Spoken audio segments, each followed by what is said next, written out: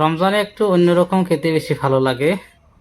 সেই জন্য আজকে আমরা আমাদের বাড়ির পিছন থেকে কিছু কচুর মুখী এই যে এগুলো তুলে আনলাম আর সিদ্ধ করে এইভাবে আমরা খোসা ছাড়িয়ে নিলাম।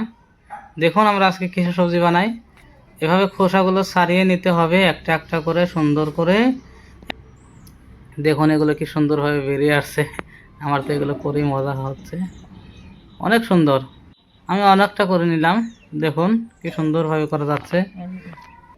এগুলো আপনারা বাজারও কিনতে পারবেন, কচুরমুখী বাজার থেকে কিনে এনে সুন্দরভাবে সিদ্ধ করে এভাবে করতে পারবেন। আপনারা নিশ্চয়ই আগে পিছিয়ে খেয়েছেন। তো আমাদের প্রায় হয়ে গেল।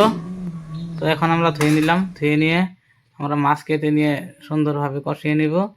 দেখুন তো এই মাছগুলো কি আপনাদের ভাষায় কি বলে দেখুন, কমেন্ট করে জানাবেন। আমরা কষিয়ে নিলাম, কষিয়ে নেওয়ার পরে কেমন হয়েছে দেখুন, রংটা কালারটা কীরকম হয়েছে।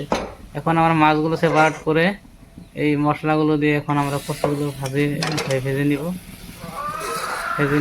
দেখুন আপনারা বলুন তো আমাদের প্রসেসটা ঠিক হয়েছে কি না, না আপনারা কীরকম করলে বেশি ভালো পান। এই যেগুলো দিয়ে এখন আমরা সেপারেট করে দিব।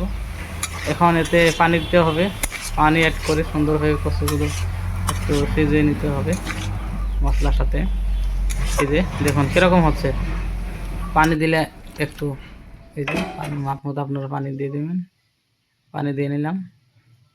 তো এখন এর উপরে আমরা দিতে হবে মাছ এবং শোলক পাতা, রাঁধুনি পাতা, এগুলো দিতে হবে সুন্দরভাবে যাতে স্যান্ড আসে সুন্দর একটা।